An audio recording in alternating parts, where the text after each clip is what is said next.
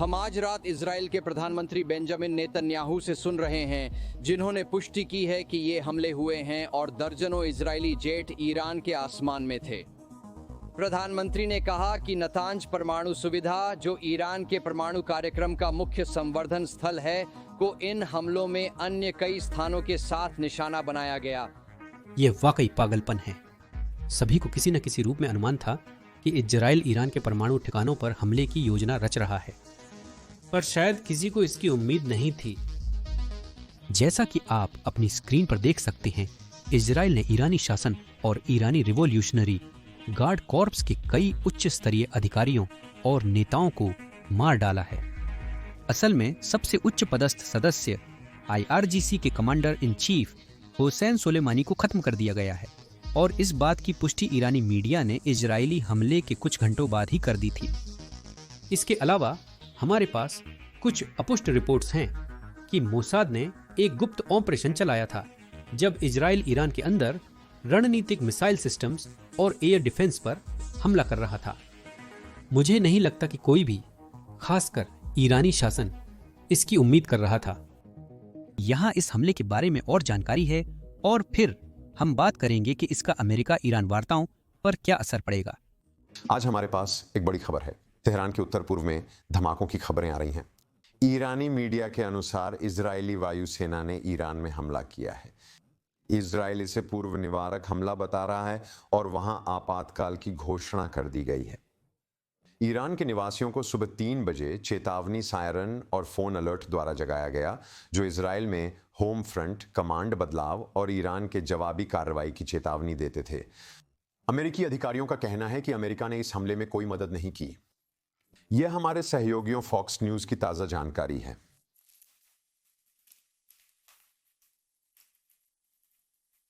हम आज रात पुष्टि कर सकते हैं कि इजरायली ईरानी क्षेत्र पर हमला कर रहे हैं और देश के परमाणु कार्यक्रम को निशाना बना रहे हैं। ये ठीक 2 दिन पहले आया है जब अमेरिकी विशेष दूत स्टीव विटकॉफ और ईरानी अधिकारियों के बीच ओमान में छठे दौर की बातचीत होने वाली थी। राष्ट्रपति ट्रंप ने आज इस स्थिति और क्षेत्र में तनाव के बारे में बात की। उन्होंने कहा कि वह एक समझौते की उम्मीद कर रहे हैं और कूटनीति की सफलता की आशा कर रहे हैं। उन्होंने ट्रंप प्रशासन की निरंतर कूटनीतिक प्रयासों पर चर्चा की।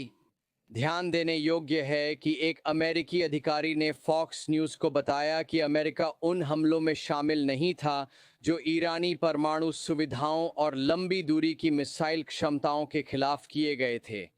उम्मीद है कि ये हमले आज शाम भर जारी रह सकते हैं।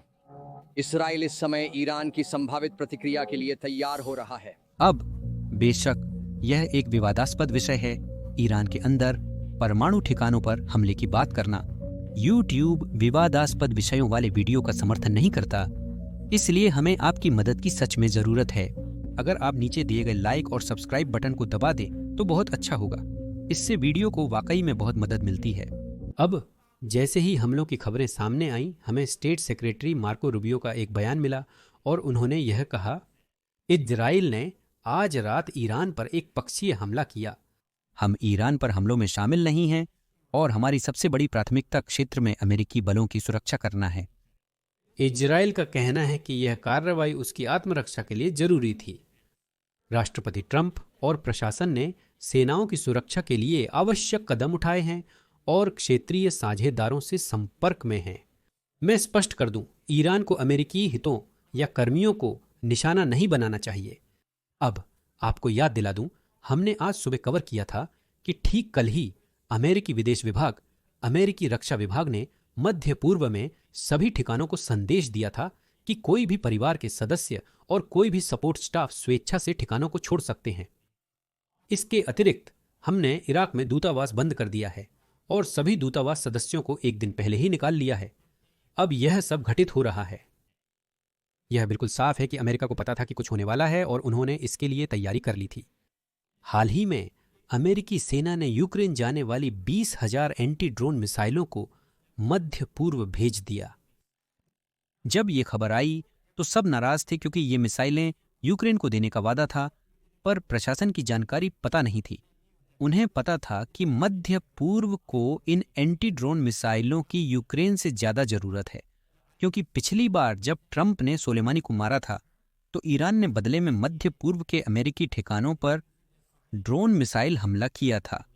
इस बार हम पहले से ही तैयार और सभी ठिकाने अपनी रक्षा के लिए पूरी तरह सतर्क व सुसज्जित हैं।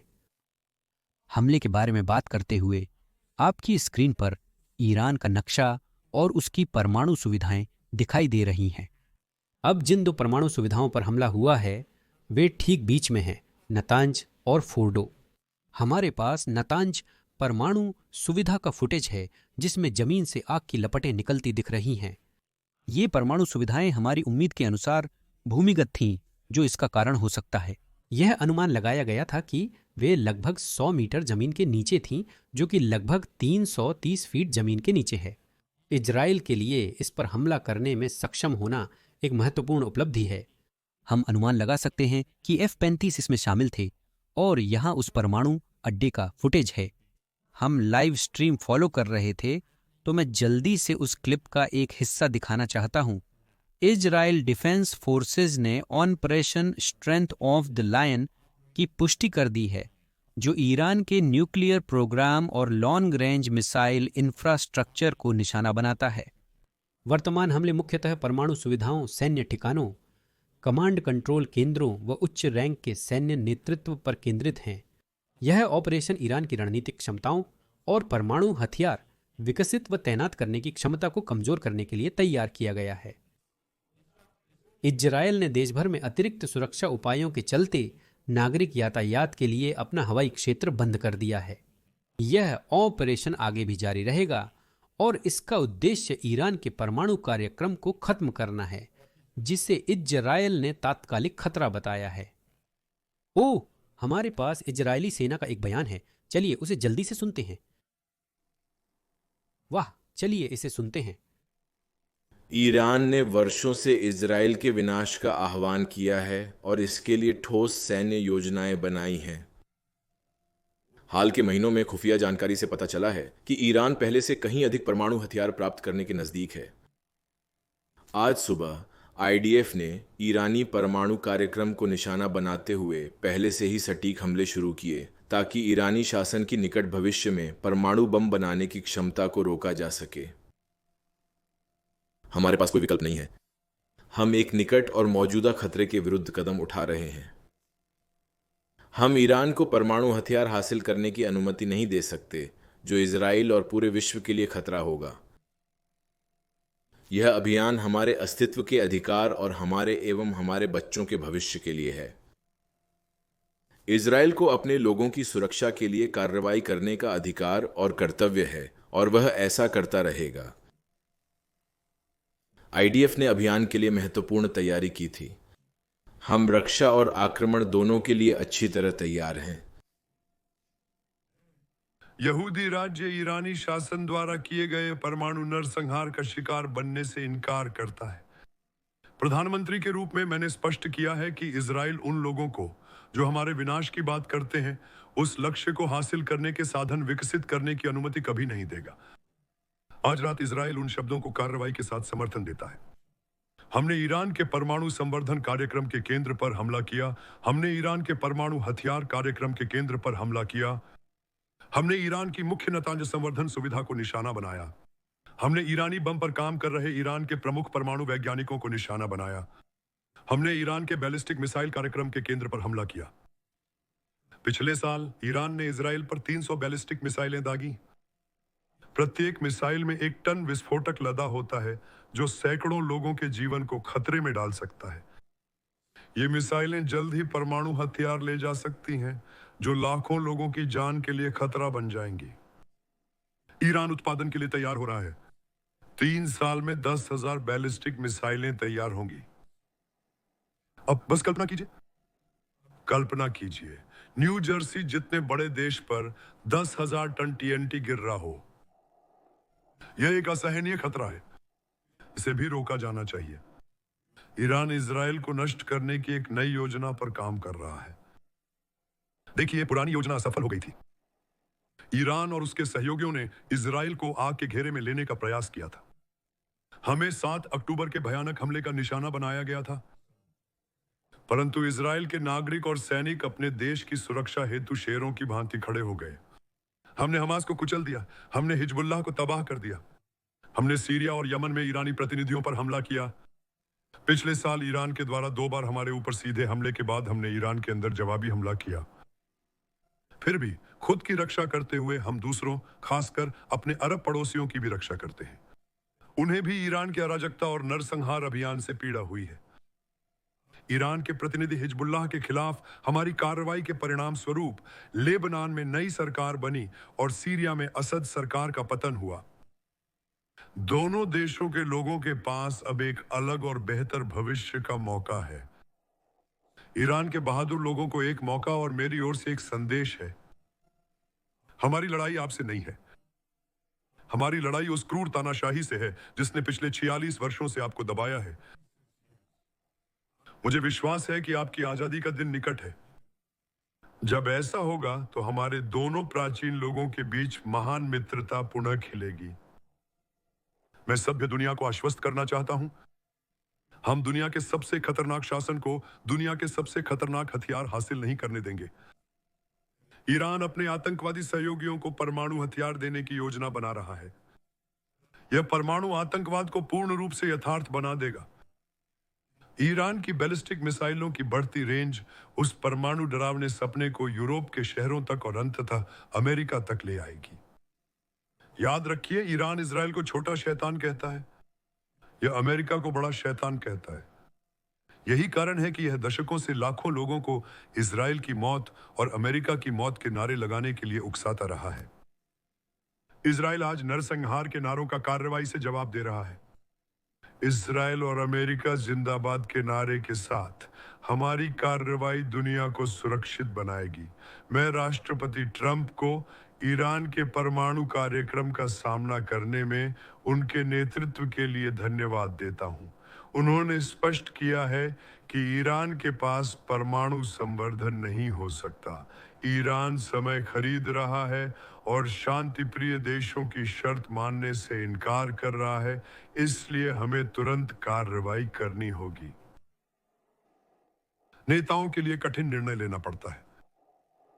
किसी खतरे को पूरी तरह हकीकत बनने से पहले ही उसे नाकाम करना सबसे कठिन फैसला होता है। 1 सदी पूर्व नाजियों का सामना करते हुए नेताओं ने समय रहते कार्रवाई करने में विफलता का सामना किया। प्रथम विश्व युद्ध की भयावहता से प्रभावित वे किसी भी कीमत पर युद्ध टालना चाहते थे। परिणाम स्वरूप उन्हें अब तक का सर्वाधिक भीषण युद्ध झेलना पड़ा। उन्होंने तुष्टीकरण की नीति ली। उन्होंने सभी चेतावनी संकेतों को अनदेखा कर दिया। उस असफलता के कारण ही इतिहास का सबसे घातक युद्ध द्वितीय विश्व युद्ध हुआ। इसने 60 लाख लोगों की जान ली, जिनमें 6 लाख यहूदी शामिल थे, जो मेरे लोगों का 1/3 थे। युद्ध के बाद यहूदी लोगों और राज्य ने शपथ ली, फिर कभी नहीं। इजराइल ने आज दर्शाया कि हमने इतिहास से सीख ली है। फिर कभी नहीं का वक्त अब है। जब शत्रु आपको नष्ट करने की कसम खाते हैं और सामूहिक विनाश के हथियार बनाते हैं, तो उन पर विश्वास करें, तो उन्हें रोकें, जैसा कि बाइबल हमें सिखाती है। जब कोई आपको मारने आता है, उठो और पहले कार्रवाई करो। यही ठीक वही है जो इजराइल ने आज किया है। हम अपनी रक्षा के लिए शेरों की तरह उठ खड़े हुए हैं। मोशे ने 3000 साल पूर्व इजराइल के लोगों को एक संदेश दिया था, जो तब से उनकी दृढ़ता को मजबूत करता आया है। मजबूत और साहसी बनो, उन्होंने कहा। आज हमारे वीर सैनिक और नागरिक एकजुट हैं, अपनी सुरक्षा के लिए उनका सामना करने हेतु जो हमारा नाश चाहते हैं। अपनी रक्षा करके हम कई अन्य लोगों की भी रक्षा करते हैं। जब हम एक हथियारी तानाशाही का मुकाबला करते हैं, तो इतिहास दर्ज करेगा कि हमारी पीढ़ी ने डटकर संघर्ष किया और हमारे साझा भविष्य को सुरक्षित किया। भगवान इस्राएल और सभ्यता की ताकतों को आशीर्वाद दें। वैसे वो सीधा प्रसारण था। Binyamin Netanyahu. हमारे बहुत नए लोग जुड़े हैं, कृपया लाइक करें। हम 1500 लाइक्स का लक्ष्य ले रहे हैं। नए जुड़ने वालों के लिए लगभग 1 घंटा पहले इजराइल ने अपना ऑन ऑपरेशन शुरू किया है। ऑन ऑपरेशन का नाम यही दिया गया है। जब भी मुझे इसकी जरूरत होती है, ये नहीं मिलता। शायद इसका नाम ऑपरेशन स्ट्रेंथ ऑफ लायन है। इसका उद्देश्य ईरानी परमाणु सुविधाओं को लक्षित करना है, जैसा कि आपने अभी भाषण में सुना। जो प्राइम मिनिस्टर नेतन्याहू दे रहे थे, उन्होंने न्यूक्लियर फैसिलिटीज को टारगेट किया। वो कहाँ हैं? उन्होंने नटांज और फोर्डो न्यूक्लियर फैसिलिटी को टारगेट किया। अब इसके अलावा उन्होंने टॉप इजरायली मिलिट्री अफसरों को भी निशाना बनाया। हमारे पास खबर है कि उन्होंने इजरायली राष्ट्रपति पर हमला किया। वो कहाँ है? मैं उसे ढूंढने की कोशिश कर रहा हूं। अभी यहां अपुष्ट खबर है कि राष्ट्रपति पेजेश्कियन के अपार्टमेंट पर हमला हुआ, और इसके अलावा चैट में यह पुष्टि हुई है कि chief of staff, general staff के प्रमुख और परमाणु कार्यक्रम के प्रमुख भी मारे गए हैं। राष्ट्रपति के निवास पर हमला हुआ था, लेकिन उनके मारे जाने की पुष्टि नहीं हुई है। अब यह अभी तक पुष्टि नहीं हुई है, लेकिन शुरुआती रिपोर्टों से पता चलता है कि ईरान की ओर से जवाबी कार्रवाई शुरू हो चुकी है। एक और महत्वपूर्ण बात, ईरान का परमाणु कार्यक्रम पूरे देश में फैला हुआ है, तो इजराइल द्वारा उन सभी पर हमला करना लगभग असंभव है। यह एक बहुदिवसीय ऑपरेशन है जो पहले कुछ दिनों तक जारी रहेगा। इजराइल ने पुष्टि की है कि पहला चरण संपन्न हो गया है, अर्थात वर्तमान में कोई इजरायली विमान ईरान के ऊपर नहीं है। परंतु देखना है कि वे सभी परमाणु सुविधाओं पर हमला कर पाएंगे या नहीं। अगर मैं शर्त लगाता तो मुझे नहीं लगता कि वे उस पर हमला कर पाएंगे। अमेरिका शायद इस हमले का इस्तेमाल परमाणु समझौते की बातचीत के लिए कर सकता है। आशा है यह ईरान के लिए एक संदेश हो सकता है कि परमाणु समझौते पर सहमत न होने पर उनकी परमाणु सुविधा खत्म हो जाएगी और युद्ध शुरू हो सकता है। 3 या 4 स्थानों को इस हमले में निशाना बनाया गया था। हमारे पास और फुटेज है। हम बस 1 सेकंड में लाइव स्ट्रीम पे स्विच करेंगे। हाँ, अलेक्जेंडर, उन्होंने ईरान पर हमला किया है। हमारे पास कुछ और फुटेज हैं जो हमने देखी हैं। ये एक नई फुटेज है जो हमने अभी तक नहीं देखी, तो इसे अभी देखिए।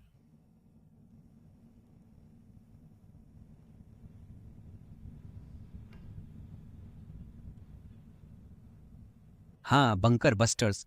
मैं सोच रहा हूं कि मुझे लगता है कि हमारे सारे बीदो मिसूरी में वापस आ गए हैं, तो मुझे नहीं लगता कि डिएगो गार्सिया, मैं गलत हो सकता हूं, लेकिन मुझे याद है 2 हफ्ते पहले एक रिपोर्ट आई थी जिसमें कहा गया था कि डिएगो गार्सिया भेजे गए सारे बीदो वापस लाए जा चुके हैं।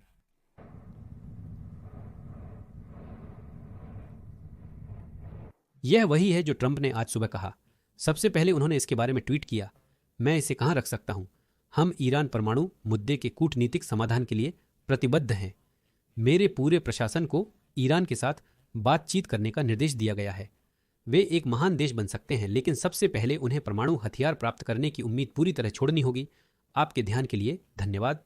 और फिर उनका एक सवाल जवाब सत्र भी था, शायद प्रेस कॉन्फ्रेंस, और उनसे इसके बारे में पूछा गया। यह उन्होंने कहा,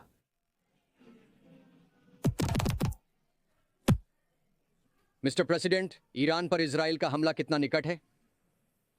ये कुछ ऐसा लगता है जो बहुत अच्छी तरह से हो सकता है, हालांकि मैं इसे आसन्न नहीं कहूंगा।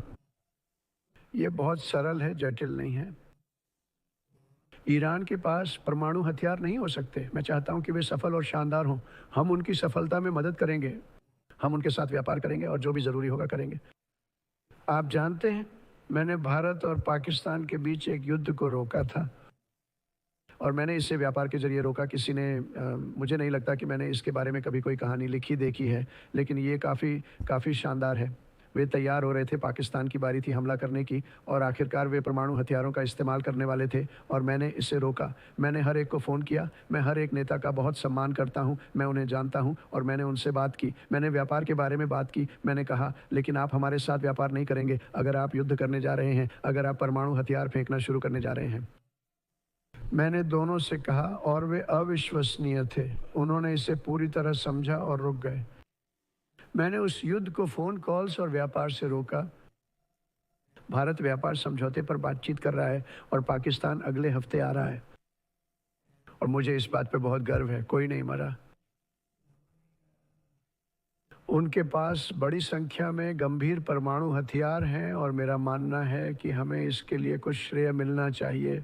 ईरान के पास परमाणु हथियार नहीं है, लेकिन खबरों के मुताबिक वे यूरेनियम समृद्ध करके भविष्य में बनाने की तैयारी कर रहे हैं।